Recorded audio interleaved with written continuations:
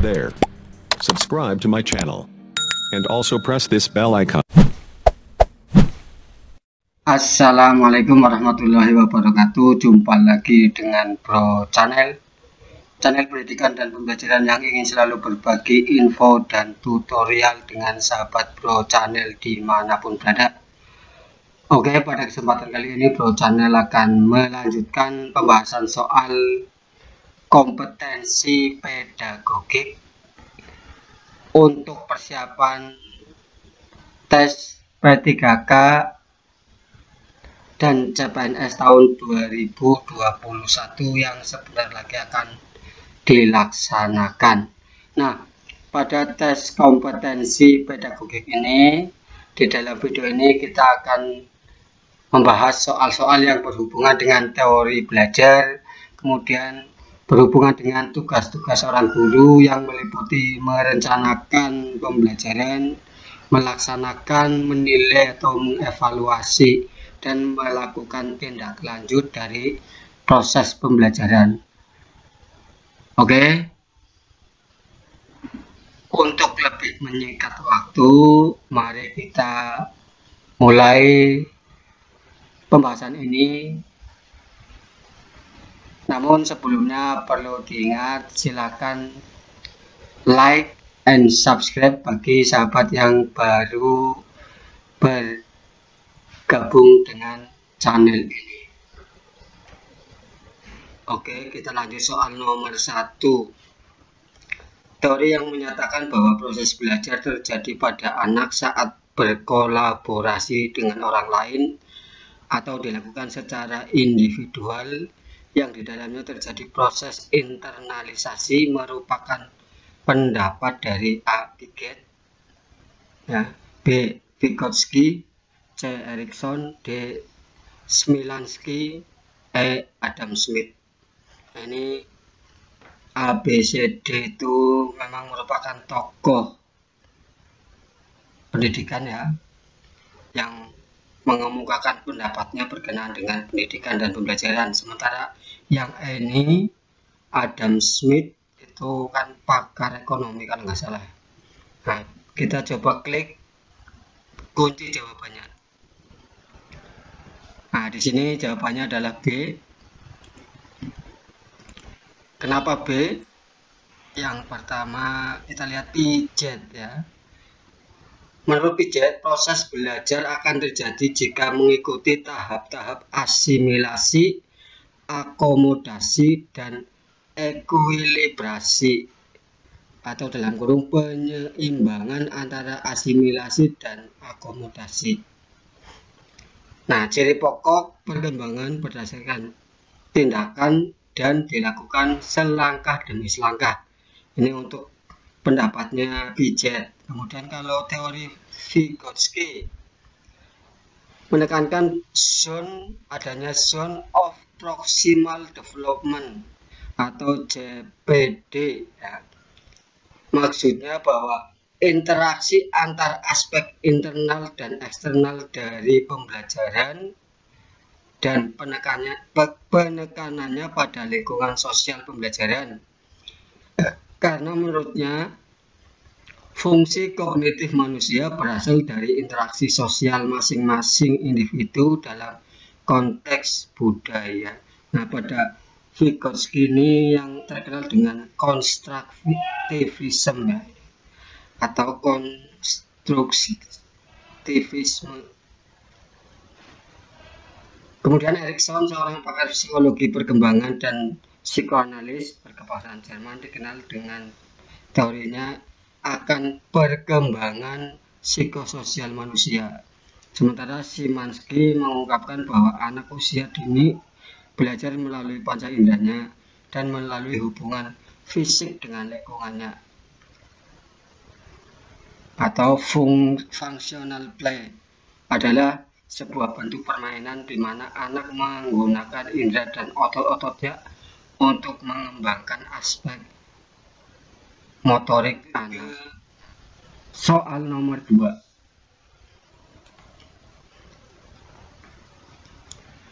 Pemanfaatan fasilitas internet dalam pembelajaran yang digunakan untuk berkorespondensi antara seseorang dengan lainnya dimanapun dan kapanpun mereka berada.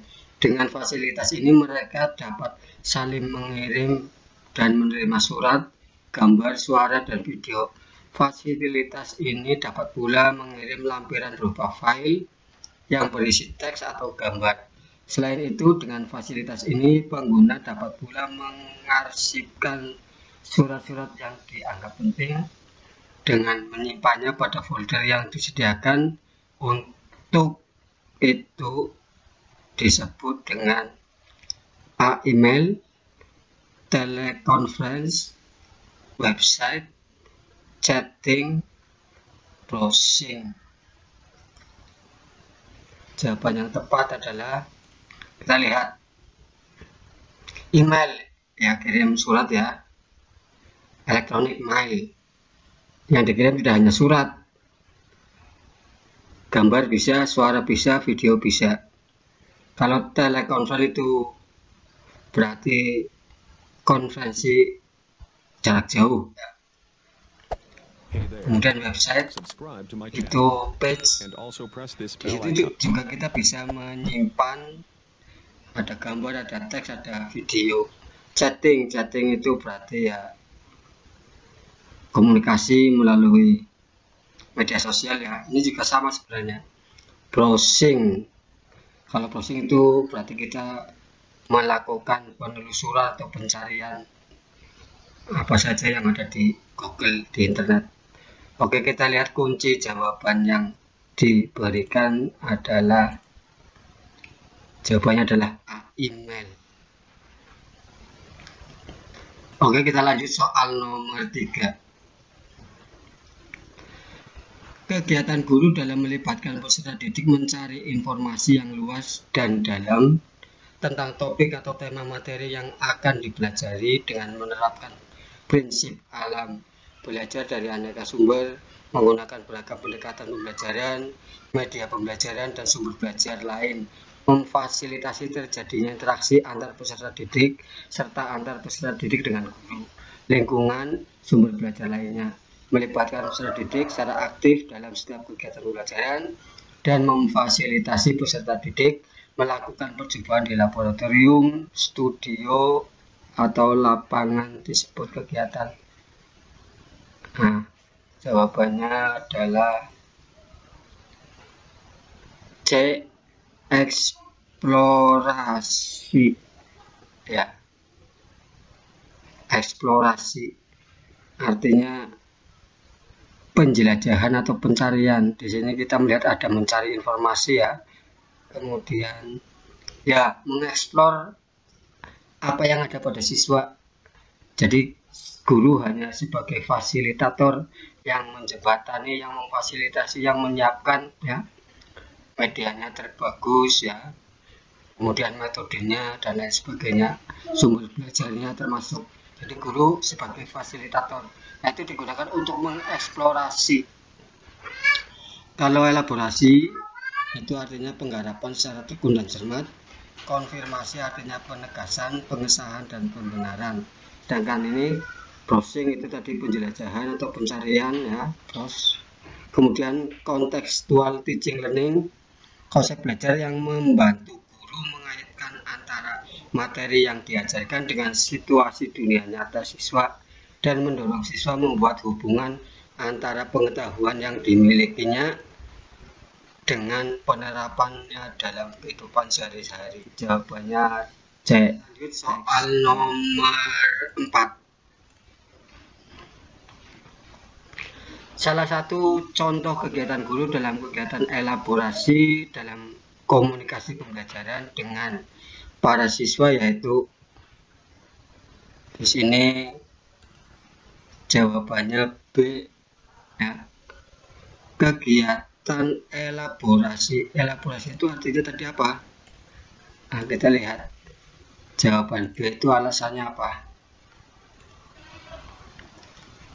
Nah, ini elaborasi itu penggarapan secara tekun dan cermat. Jadi jawabannya tadi adalah yang B. Nah, memfasilitasi peserta didik melakukan kegiatan yang menumbuh kebanggaan dan rasa percaya diri peserta didik, itu namanya elaborasi ya. Contoh kegiatan elaborasi. Nah, ini yang ditanyakan jawabannya B. Oke, sekarang kita lanjut ke soal berikut nomor 5. Berkomunikasi secara efektif, empatik, dan santun dengan peserta didik dengan bahasa yang khas dalam interaksi pembelajaran yang terbangun secara siklikal, yaitu dengan alur sebagai berikut. Nah, di sini jawabannya adalah E. Nah,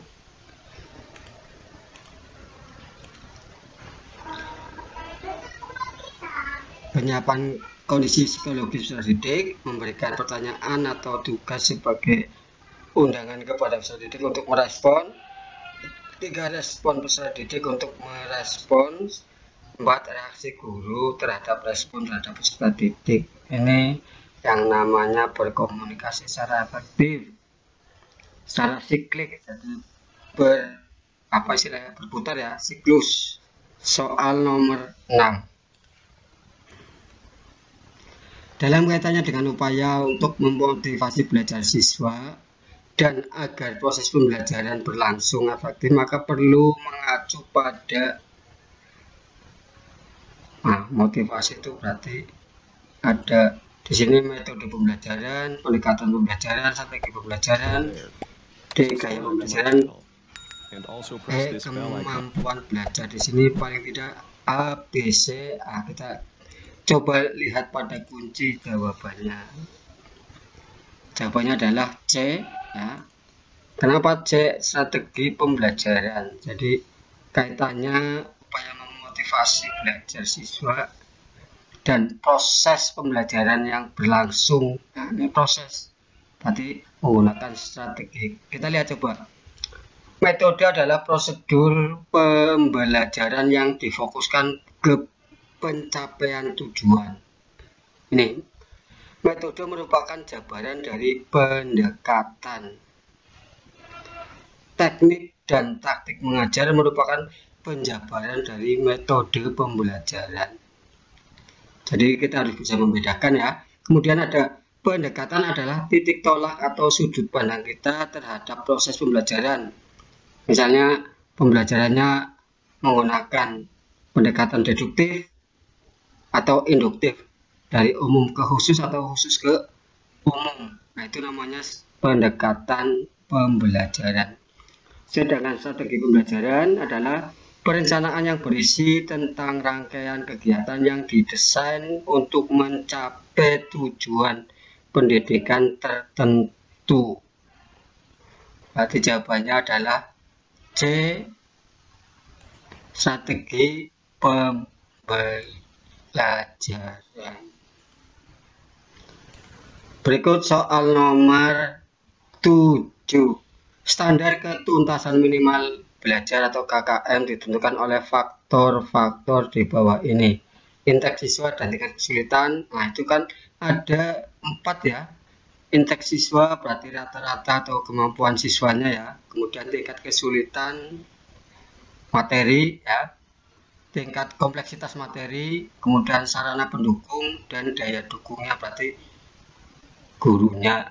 Nah, di sini ada 3 gurunya sudah dianggap mampu semua, berkompeten semua, sehingga indeks siswa, tingkat kesulitan, dan sarana pendukung. Nah, ini 3 saja cukup. Jawabannya adalah yang E.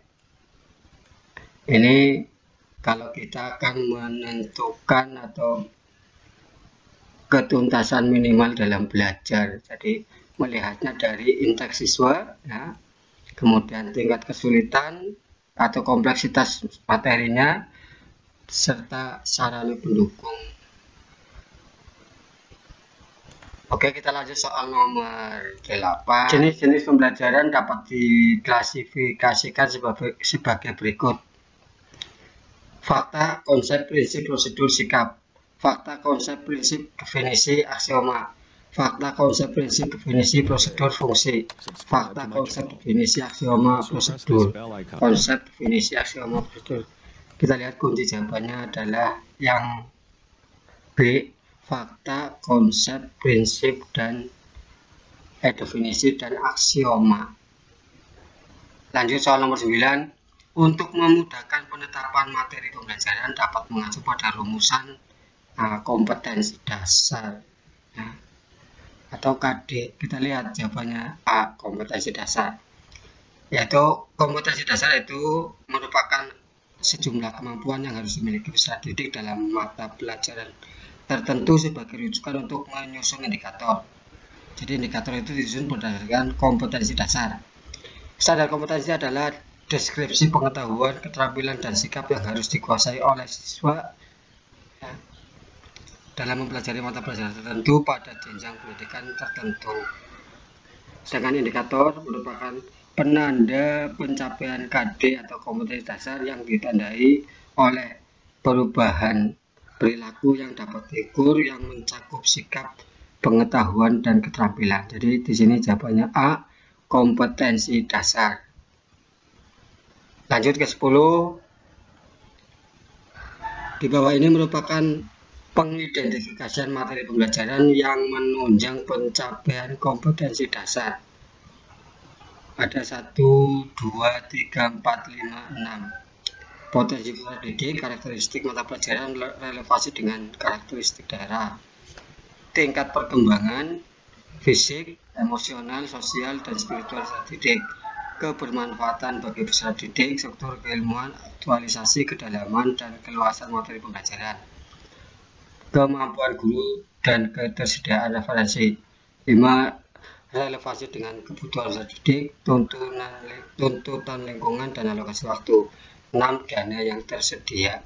Nah, di sini dalam mengidentifikasi materi pembelajaran yang diampu, guru harus memperhatikan antara lain melihat dari nomor 2, nomor 3, nomor 5, dan nomor 6. Ini yang ada di dalam kunci jawabannya.